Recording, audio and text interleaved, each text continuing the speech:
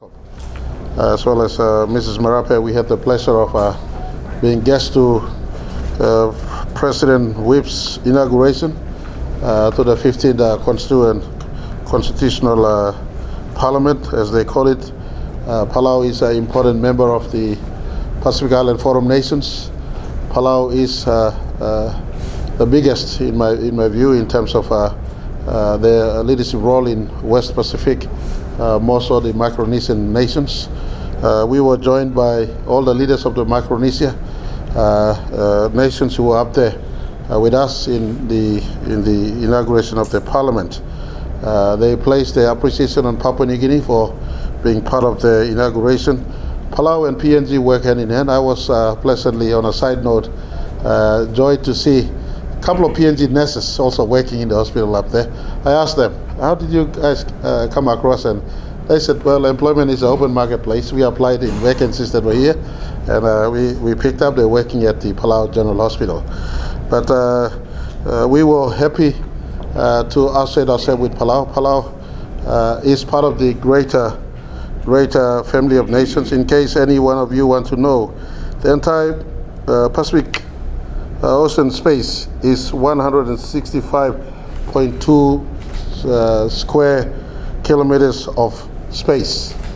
Whilst the land size and population may be small, the total sovereignty space of the Pacific Island nations is substantial. In fact, our ocean alone occupy, it is believed, about 10% of the total space on planet Earth. That is substantial. And if I go deeper into that, you look at just one product from our ocean. We control 30% of the world's tuna supply. We control 30% of the world's tuna supply. And of the 30%, 60% of that comes from PNG and the PINA, those who are members of the Party of Nauru Agreement. That's 60% of the 30% comes from our waters combined, put together. And so in that context, we have a strategic intent. Minister Wong's association with me into that in that visit was part of our bigger game plan to mobilize our Pacific fisheries resources into power block in as far as Pacific resources are concerned. And so that is gaining momentum as we speak, and I want to confirm that the Micronesian nations, as well as PNG, Solomon Island, are deep in that conversation. Sometimes next month, Minister Wong and all Pacific Island fisheries ministers will be meeting in Honiara to progress this agenda, to mobilize all our fishing resources so that we can process fish. PNG intends strategically to develop our maritime, our downstream processing of fisheries in our country.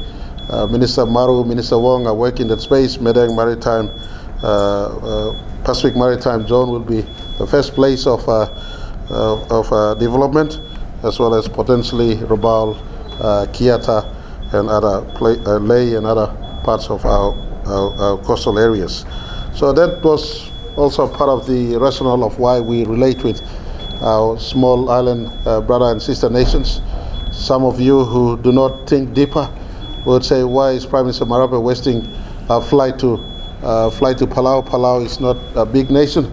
I want to say Palau is a big nation in terms of maritime space. Likewise, our Micronesia, population-wise, they may be small, but they are a big block in the total fisheries and tuna supply to the world. We want to get all of them together so that we have a united approach in as far as fisheries resources are concerned for us to supply to the market nearby and far away. So in that context, our presence was appreciated. Last year, Palau, for instance, was able to offload some of their fishing days to us. As we work with them, Palau offloaded some of the fishing days that they were not able to sell. They offloaded to us, and PNG was able to sell. For them, we gave them some of the proceeds, and we also pick up some of the proceedings for ourselves. So those relationships at the base level, in as far as not just people to people and government to government, but our fishing industry and their fishing industry. They also have a pretty advanced tourism market, the consistent supply of tourists to these small markets, a niche market, we've made indication for us to relook at flights between us and them and onwards to either Philippines or Japan. The inauguration also had Japanese foreign minister who was also there. We in the side meeting, our engagement with Japanese foreign minister, though light it was, but we did also indicate a possibility of a synergy in that space. So I want to indicate to all of you, we are back. I am back here now for one or two work today. But in any case, the visit to Palau was appreciated. Governor Parker also went in the context. We established that there's a substantial presence of Papua New Guinea DNA in Palau. As a result of seafarers who trade and who interrelate, Governor Parker's own tribe lost about 30 canoes about 100 years ago. The President Senate, who sat with me at the table last night, conversed, did indicate that he's from PNG descent. And so there's a heavy presence of Papua New Guinean DNA in Palau. There's at the people-to-people also, there are Papua New Guinean descents also in Palau. In case I went to the museum, I had a look through, and the museum has a map of the 1900s. In that 1900 map, there's a territory called German New Guinea that spreads half of our country, the New Guinea Islands, right into Palau. That space was called German New Guinea. So that's some shared, not just colonial past heritage, but shared heritage in as far as people-to-people contact prior to our sovereignty we have today.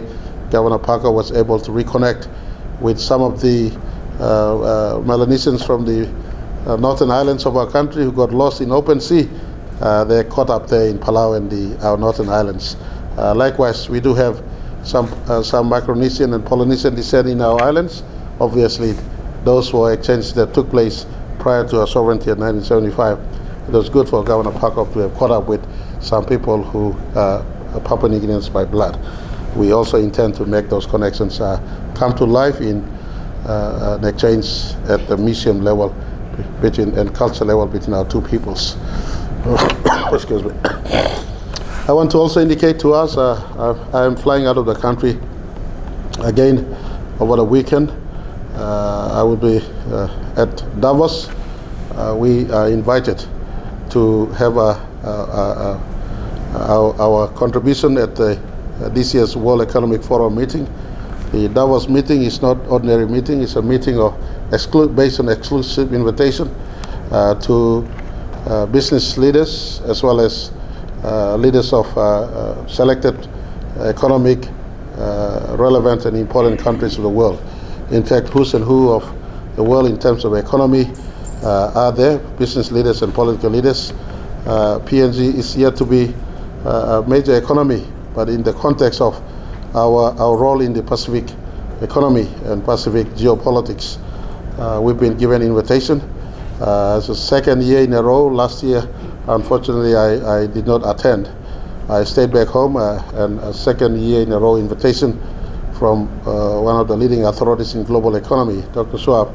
I just thought that it is unfair on him inviting us twice in a row for me to not to attend. So we're stepping in, and I'll be out there attending those key presentations. There are key presentations that is emerging contemporary global economic trends. This year conversation will be on the role of artificial intelligence in economy and the growth of economies going forward. That is relevant. PNG needs to be on par in as far as appreciating what is emerging out there in the technology and economy space. And I've accepted the invitation. Our Deputy Prime Minister will hold the fort as Acting Prime Minister in my absence. And I will take this time. I hope to meet in the margins of a meeting some of our big investors in our country. We have top big global investors right now in the oil and gas space, ExxonMobil and Total. We have in the mining space, Newmont and Barrick, as well as some of the mid-sized investors and technology investors. My office and the office of Elon Musk have maintained communication, and we hope to stitch meeting together if representatives from the Elon Musk office and my office could find an appropriate time for both of us to meet. In any case, if he's there, we are mindful that the inauguration of President Trump does take place in that week on the 20th of January, and so we're tying those appointments, and we intend to pack the 3 days of my stay over at Davos with meetings that are relevant to our economy, to our country's benefit. So I want to announce to our country, we don't take lesser time. It is not joint travel.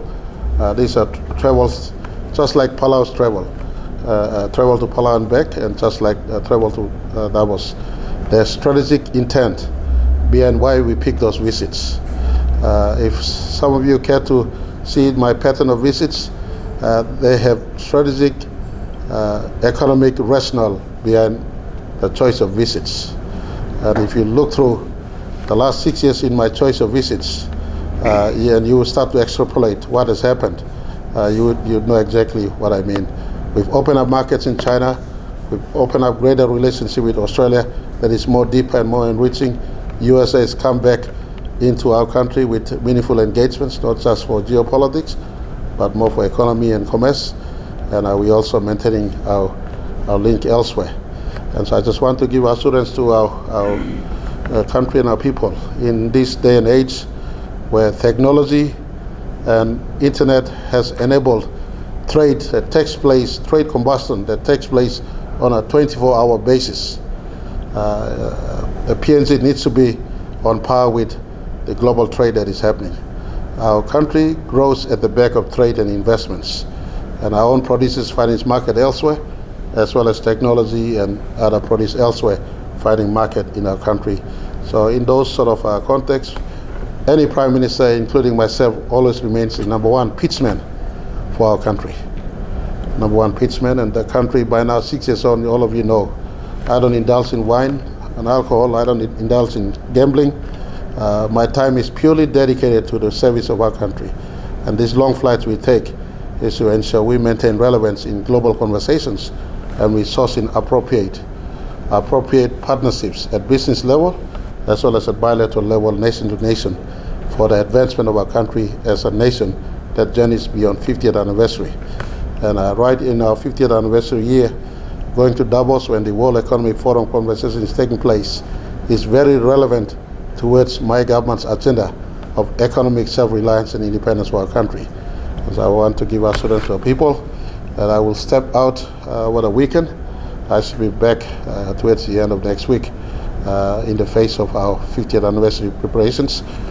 On the 30th of this month, Minister Chachenko, myself and Governor Parkov and all governors at Parliament House will launch our 50th anniversary programs for this year. I want all our districts, all our provinces, and Bougainville, our special region of Bougainville, to tune in so that at the ward level, at the LLG level, at the district level, and at the provincial level, we all know where we are participating. It must be a people participation. It was this time 50 years ago when the fathers and mothers of our country prepared our country for independence. This month, 50 years ago, it was January 1975. The nation was gearing towards independence. And I want our country to prepare ourselves for our 50th. It doesn't happen every now and then. It happens once in someone's lifetime. For us, this generation, whether you're a child or you are an elderly person or you're middle-aged like myself, we are the generation that is passing through the 50th anniversary of our nationhood. And so on the 30th of this month, Minister Chachenko and myself will mount the national program for our 50th anniversary events leading right through.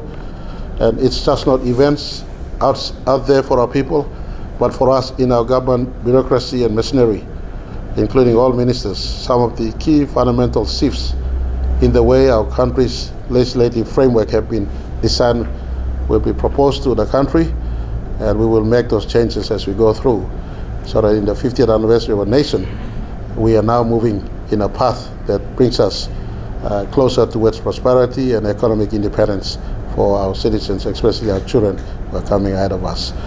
So keep your lookout when I come back next week.